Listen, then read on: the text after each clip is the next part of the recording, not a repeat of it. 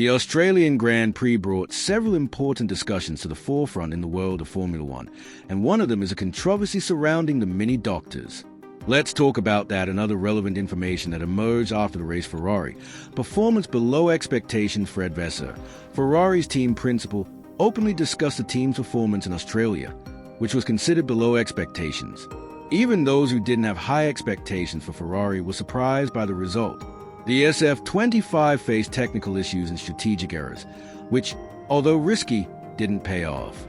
Vasseur highlighted that the track conditions, with the first two sectors dry and the third wet, complicated decision-making. Additionally, there were communication issues between Lewis Hamilton and his new engineer, something that became evident during the race. Hamilton and the engineer exchanged some harsh words, while Leclerc joked about the flooded cockpit situation. Vasseur stated that Ferrari will start from zero in China, and that we haven't yet seen the team's true potential. He believed Ferrari has much more to deliver, and this is based on what was seen in pre-season testing and on Friday in Australia.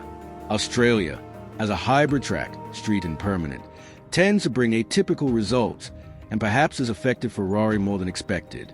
Now, we'll have to wait for China to see if the team can bounce back. Mclaren.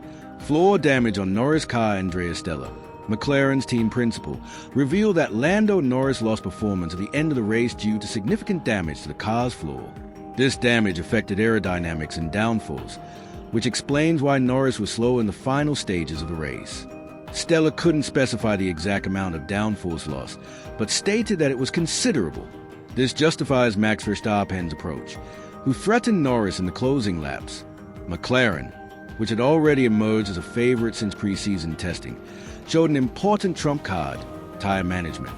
The team seems to have found a balance between speed and consistency, maintaining tire temperature and pace throughout the race. This could be a key differentiator in the championship, but it's still too early to say for sure, as we saw last year how Red Bull dominated early on and then McLaren emerged strongly. Mini Doctors. The controversy continues. The FIA is dissatisfied with what it saw in Australia regarding the Mini Doctors. Although all teams passed the test, the FIA believes some may be bending the rules.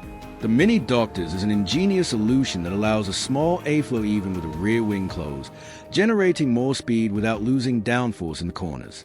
The FIA will now tighten the rules in China, reducing the tolerance from 2 mm to 0.5 mm in the rear wing slot.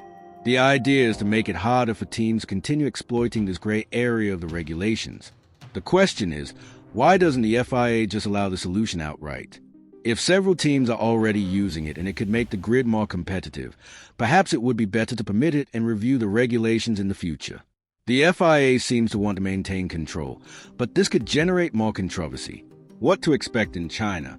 The next race in China promises to be eventful, especially as it will be a sprint weekend. This means more action and more opportunities for teams to show their true potential. Ferrari will have a chance to redeem itself. McLaren will try to maintain its consistency, and the teams exploring the Mini Doctors will have to adapt to the FIA's new rules. What do you think? Will Ferrari recover in China? Can McLaren maintain its pace? And the Mini Doctors, should the FIA allow it or keep the restrictions? Leave your opinion in the comments, and don't forget to subscribe and hit the bell to stay updated. Are you ready to dive deeper into the thrilling world of Formula One? Racing Car Hash, whether you're a diehard fan or just getting started, World on Wheels F1 News is your ultimate destination for expert analysis, breaking news, and behind-the-scenes insights into the fastest sport on Earth. Why subscribe? Expert analysis.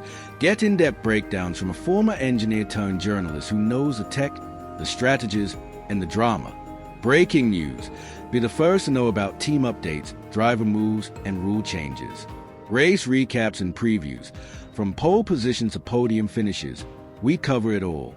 Exclusive content. Dive into topics like aerodynamics, tire strategies, and the latest F1 controversies. Don't miss out. Hit that subscribe button and turn on the notification bell to stay updated with all things F1. Whether it's a battle between Ferrari and McLaren, the drama of the Mini Doctors, or Verstappen's quest for another title, we've got you covered. Join the World on Wheels community today, and let's fuel your passion for Formula One together. Subscribe now. World on Wheels F1 News. The 2024 Australian Grand Prix brought a series of technical, strategic, and regulatory discussions that are set to resonate throughout the season. As a former engineer and now journalist, I dive into the nuances of this event to understand what really happened and what we can expect in the upcoming races. Let's analyze the key points: Ferrari's performance, McLaren's strategy, the Mini Doctors controversy, and what it all means for the championship. Ferrari, a start below expectations. Ferrari arrived in Australia with high expectations after a promising pre-season. However, Sunday's performance was disappointing. Team principal Fred Vasseur was candid in admitting that the team did not reach its potential. But what really happened? Track conditions and strategic decisions. Albert Park is a peculiar circuit. 2 dry sectors and a third wet one created a complex scenario for teams. Ferrari, known for its bold strategic decisions, opted for one more pit stop than its rivals. This decision, while courageous, did not pay off. As an engineer, I understand that in mixed conditions, the margin for error is minimal. Ferrari seems to have underestimated tire degradation in the dry sector and overestimated the advantage of fresh tires in the wet sector. Communication issues. Communication between Lewis Hamilton and his new engineer was a weak point. During the race, there were tense radio exchanges, with Hamilton expressing frustration over the strategy. This is a sign that the British driver's integration into the team is still incomplete. As a former engineer, I know that synchronization between driver and team is crucial, especially in chaotic races like Australia. Ferrari must resolve this quickly to avoid costly mistakes in the future. Untapped potential. Vasseur stated that Ferrari will start from scratch in China. This makes sense. Australia, as a hybrid track, street and permanent, is not the best gauge of the car's true performance. Pre-season showed that the SF25 has potential, but the team needs to translate that into consistent results. China, with its long straights and technical corners, will be an important test to see if Ferrari can recover.